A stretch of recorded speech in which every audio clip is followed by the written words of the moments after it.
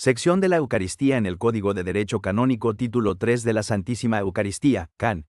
897 a 958. 897 El sacramento más augusto, en el que se contiene, se ofrece y se recibe al mismo Cristo nuestro Señor, es la Santísima Eucaristía, por la que la Iglesia vive y crece continuamente. El sacrificio eucarístico, memorial de la muerte y resurrección del Señor, en el cual se perpetúa a lo largo de los siglos el sacrificio de la cruz, es el culmen y la fuente de todo el culto y de toda la vida cristiana, por el que se significa y realiza la unidad del pueblo de Dios y se lleva a término la edificación del cuerpo de Cristo. Así pues, los demás sacramentos y todas las obras eclesiásticas de apostolado se unen estrechamente a la Santísima Eucaristía y a ella se ordenan. 898 Tributen los fieles la máxima veneración a la Santísima Eucaristía, tomando parte activa en la celebración del sacrificio augustísimo, recibiendo este sacramento frecuentemente y con mucha devoción, y dándole culto con suma adoración. Los pastores de almas, al exponer la doctrina sobre este sacramento, inculquen diligentemente a los fieles esta obligación. Capítulo 1 de la celebración eucarística, Can. 899 a 933. 899-1. La celebración eucarística es una acción del mismo Cristo y de la Iglesia, en la cual Cristo nuestro Señor, substancialmente presente bajo las especies del pan y del vino, por el ministerio del sacerdote, se ofrece a sí mismo a Dios Padre, y se da como alimento espiritual a los fieles unidos a su oblación. 2. En la asamblea eucarística, presidida por el obispo o por un presbítero bajo su autoridad, que actúan personificando a Cristo, el pueblo de Dios se reúne en unidad, y todos los fieles que asisten, tanto clérigos como laicos, concurren tomando parte activa, cada uno según su modo propio, de acuerdo con la diversidad de órdenes y de funciones litúrgicas. 3. Ha de disponerse la celebración eucarística de manera que todos los que participen en ella perciban frutos abundantes, para cuya obtención Cristo nuestro Señor instituyó el sacrificio eucarístico. Capítulo 1 de la celebración eucarística, Can. 899 a 933. Art. 1. Del ministro de la Santísima Eucaristía 901. Solo el sacerdote válidamente ordenado es ministro capaz de confeccionar el sacramento de la Eucaristía, actuando en la persona de Cristo. 2. Celebra lícitamente la Eucaristía el sacerdote no impedido por ley canónica, observando las prescripciones de los cánones que siguen. 901 El sacerdote tiene facultad para aplicar la misa por cualesquiera, tanto vivos como difuntos. 902 Pueden los sacerdotes concelebrar la Eucaristía, a no ser que la utilidad de los fieles requiera o aconseje otra cosa, permaneciendo, sin embargo, la libertad de cada uno para celebrar individualmente la Eucaristía, pero no mientras se está concelebrando en la misma iglesia o oratorio. 903 Aunque el rector de la iglesia no le conozca, admítase a celebrar al sacerdote con tal de que presente carta comendaticia de su ordinario o superior, dada al menos en el año, o pueda juzgarse prudentemente que nada le impide celebrar.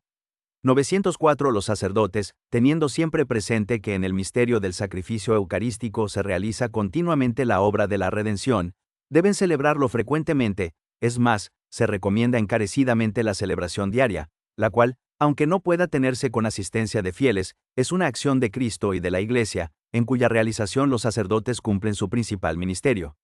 905.1. Exceptuados aquellos casos en que, según el derecho, se puede celebrar o concelebrar más de una vez la Eucaristía en el mismo día, no es lícito que el sacerdote celebre más de una vez al día. 2. Si hay escasez de sacerdotes, el ordinario del lugar puede conceder que, con causa justa, celebren 2 veces al día, e incluso, cuando lo exige una necesidad pastoral, 3 veces los domingos y fiestas de precepto. 906 Sin causa justa y razonable, no celebre el sacerdote el sacrificio eucarístico sin la participación por lo menos de algún fiel. 907 En la celebración eucarística, no se permite a los diáconos ni a los laicos decir las oraciones, sobre todo la plegaria eucarística, ni realizar aquellas acciones que son propias del sacerdote celebrante. 908 Está prohibido a los sacerdotes católicos concelebrar la Eucaristía con sacerdotes o ministros de iglesias o comunidades eclesiales que no están en comunión plena con la Iglesia católica. 909 No deje el sacerdote de prepararse debidamente con la oración para celebrar el sacrificio eucarístico y dar gracias a Dios al terminar. 911 Son ministros ordinarios de la Sagrada Comunión el obispo, el presbítero y el diácono. 2. Es ministro extraordinario de la Sagrada Comunión el acólito, o también otro fiel designado según el C. 233. 911.1. Tienen obligación y derecho a llevar la Santísima Eucaristía a los enfermos como viático, el párroco y los vicarios parroquiales, los capellanes y el superior de la comunidad en los institutos religiosos o sociedades de vida apostólica clericales respecto a todos los que están en la casa. 2. En caso de necesidad o con licencia al menos presunta del párroco, capellano superior, a quien se debe informar después, debe hacerlo cualquier sacerdote u otro ministro de la Sagrada Comunión. Art. 2. De la participación en la Santísima Eucaristía 912. Todo bautizado a quien el derecho no se lo prohíba, puede y debe ser admitido a la Sagrada Comunión. 913.1. Para que pueda administrarse la Santísima Eucaristía a los niños, se requiere que tengan suficiente conocimiento y hayan recibido una preparación cuidadosa, de manera que entiendan el misterio de Cristo en la medida de su capacidad, y puedan recibir el cuerpo del Señor con fe y devoción. 2. Puede, sin embargo, administrarse la Santísima Eucaristía a los niños que se hallan en peligro de muerte, si son capaces de distinguir el cuerpo de Cristo del alimento común y de recibir la comunión con reverencia. 914. Los padres en primer lugar, y quienes hacen sus veces, así como también el párroco, tienen obligación de procurar que los niños que han llegado al uso de razón se preparen convenientemente y se nutran cuanto antes, previa confesión sacramental, con este alimento divino. Corresponde también al párroco vigilar para que no reciban la Santísima Eucaristía a los niños que aún no hayan llegado al uso de razón, o a los que no juzgue suficientemente dispuestos. 915. No deben ser admitidos a la Sagrada Comunión los excomulgados y los que están en entredicho después de la imposición o declaración de la pena, y los que obstinadamente persistan en un manifiesto pecado grave. 916. Quien tenga conciencia de hallarse en pecado grave, no celebre la misa ni comulgue el cuerpo del Señor sin acudir antes a la confesión sacramental, a no ser que concurra un motivo grave y no haya oportunidad de confesarse, y en este caso, tenga presente que está obligado a hacer un acto de contrición perfecta, que incluye el propósito de confesarse cuanto antes. 917. Quien ya ha recibido la Santísima Eucaristía, puede recibirla otra vez el mismo día solamente dentro de la celebración eucarística en la que participe, quedando a salvo lo que prescribe el C. 921.2. 918. Se aconseja encarecidamente que los fieles reciban la Sagrada Comunión dentro de la celebración eucarística, sin embargo, cuando lo pidan con causa justa se les debe administrar la comunión fuera de la misa, observando los ritos litúrgicos. 919.1. Quien vaya a recibir la Santísima Eucaristía, ha de abstenerse de tomar cualquier alimento y bebida al menos desde una hora antes de la Sagrada Comunión, a excepción solo del agua y de las medicinas. 2. El sacerdote que celebra la Santísima Eucaristía 2 o 3 veces el mismo día, puede tomar algo antes de la segunda o tercera misa, aunque no medie el tiempo de una hora. 3. Las personas de edad avanzada o enfermas, y asimismo quienes las cuidan, pueden recibir la Santísima Eucaristía aunque hayan tomado algo en la hora inmediatamente anterior. 921. Todo fiel, después de la primera comunión, está obligado a comulgar por lo menos una vez al año.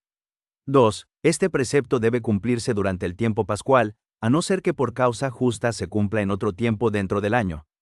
921.1. Se debe administrar el viático a los fieles que, por cualquier motivo, se hallan en peligro de muerte. 2. Aunque hubieran recibido la Sagrada Comunión el mismo día, es muy aconsejable que vuelvan a comulgar quienes lleguen a encontrarse en peligro de muerte. 3. Mientras dure el peligro de muerte, es aconsejable administrar la comunión varias veces en días distintos. 922. No debe retrasarse demasiado el viático a los enfermos. Quienes ejercen la cura de almas han de vigilar diligentemente para que los enfermos lo reciban cuando tienen aún pleno uso de sus facultades. 923. Los fieles pueden participar en el sacrificio eucarístico y recibir la Sagrada Comunión en cualquier rito católico, salvo lo prescrito en el C. 844. Art. 3. De los ritos y ceremonias de la celebración eucarística 924.1. El sacrosanto sacrificio eucarístico se debe ofrecer con pan y vino, al cual se ha de mezclar un poco de agua. 2. El pan ha de ser exclusivamente de trigo y hecho recientemente, de manera que no haya ningún peligro de corrupción. 3. El vino debe ser natural, del fruto de la vid, y no corrompido. 925. Administrese la Sagrada Comunión bajo la sola especie del pan o, de acuerdo con las leyes litúrgicas, bajo las dos especies, en caso de necesidad, también bajo la sola especie del vino. 926. Según la antigua tradición de la Iglesia Latina, el sacerdote, donde quiera que celebre la misa, debe hacerlo empleando pan ácimo. 927. Está terminantemente prohibido, aun en caso de extrema necesidad, consagrar una materia sin la otra, o ambas fuera de la celebración eucarística. 928. La celebración eucarística hágase en lengua latina, o en otra lengua con tal que los textos litúrgicos hayan sido legítimamente aprobados. 929 Al celebrar y administrar la Eucaristía, los sacerdotes y los diáconos deben vestir los ornamentos sagrados prescritos por las rúbricas. 931. El sacerdote enfermo o anciano, si no es capaz de estar de pie, puede celebrar sentado el sacrificio eucarístico, observando siempre las leyes litúrgicas, pero no con asistencia de pueblo, a no ser con licencia del ordinario del lugar. 2. El sacerdote ciego o que sufre otra enfermedad puede celebrar el sacrificio eucarístico con cualquier texto de la misa de entre los aprobados, y con asistencia, si el caso lo requiere, de otro sacerdote o diácono, o también de un laico convenientemente instruido, que le preste ayuda.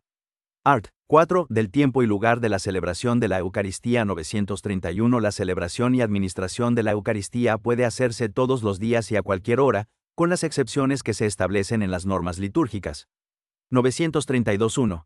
La celebración eucarística se ha de hacer en lugar sagrado, a no ser que, en un caso particular, la necesidad exija otra cosa. En este caso, la celebración debe realizarse en un lugar digno.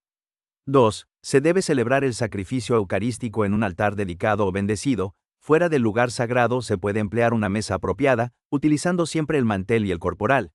933 Por justa causa, con licencia expresa del ordinario del lugar y evitando el escándalo, ¿puede un sacerdote celebrar la Eucaristía en el templo de una iglesia o comunidad eclesial que no estén en comunión plena con la Iglesia Católica?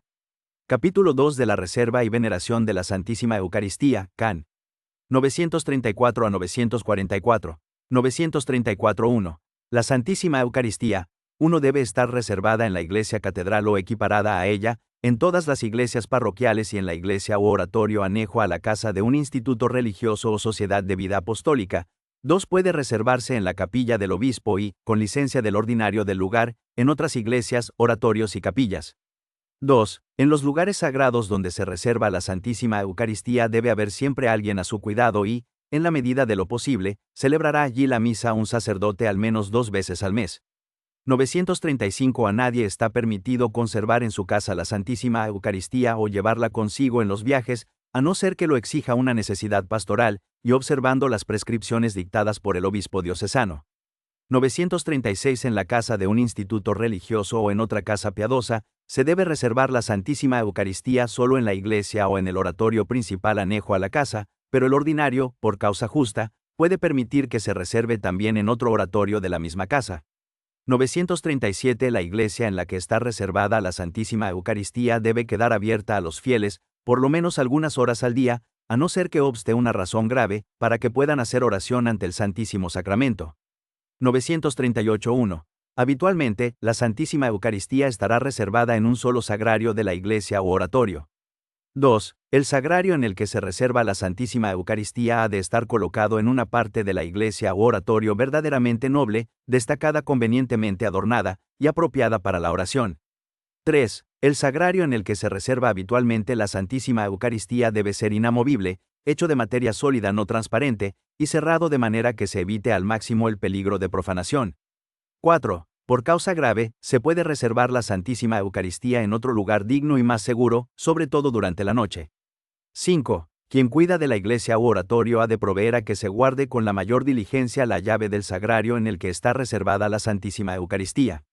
939 Deben guardarse en un copón o recipiente las hostias consagradas, en cantidad que corresponda a las necesidades de los fieles, y renovarse con frecuencia, consumiendo debidamente las anteriores.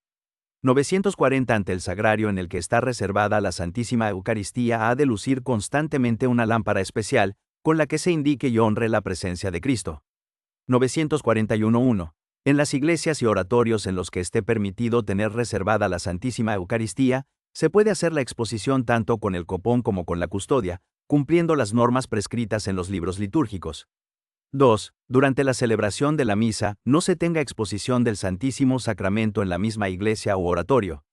942 Es aconsejable que en esas mismas iglesias y oratorios se haga todos los años exposición solemne del Santísimo Sacramento, que dure un tiempo adecuado, aunque no sea continuo, de manera que la comunidad local medite más profundamente sobre el misterio eucarístico y lo adore. Sin embargo, esa exposición se hará solo si se prevé una concurrencia proporcionada de fieles, y observando las normas establecidas.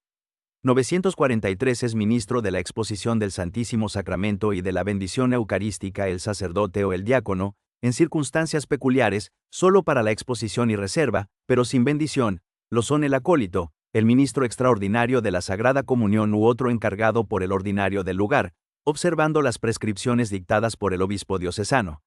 944.1. Como testimonio público de veneración a la Santísima Eucaristía, donde pueda hacerse a juicio del obispo diocesano, téngase una procesión por las calles, sobre todo en la solemnidad del cuerpo y sangre de Cristo. 2. Corresponde al obispo diocesano dar normas sobre las procesiones, mediante las cuales se provea a la participación en ellas y a su decoro. Capítulo 3 del estipendio ofrecido para la celebración de la misa, can. 945 a 958. 945.1. Según el uso aprobado de la Iglesia, todo sacerdote que celebra o concelebra la misa puede recibir una ofrenda, para que la aplique por una determinada intención. 2. Se recomienda encarecidamente a los sacerdotes que celebren la misa por las intenciones de los fieles, sobre todo de los necesitados, aunque no reciban ninguna ofrenda. 946. Los fieles que ofrecen una ofrenda para que se aplique la misa por su intención, contribuyen al bien de la Iglesia, y con ella participan de su solicitud por sustentar a sus ministros y actividades. 947. En materia de ofrendas de misas, evítese hasta la más pequeña apariencia de negociación o comercio. 948. Se ha de aplicar una misa distinta por cada intención para la que ha sido ofrecida y se ha aceptado una ofrenda, aunque sea pequeña. 949. El que debe celebrar y aplicar la misa por la intención de quienes han entregado ofrendas, sigue estando obligado a hacerlo, aunque la ofrenda recibida hubiera perecido sin culpa suya. 950. Si se ofrece una cantidad de dinero para la aplicación de misas, sin indicar cuántas deben celebrarse, su número se determinará atendiendo a la ofrenda fijada para el lugar en el que reside el oferente, a no ser que deba presumirse legítimamente que fue otra su intención. 951.1.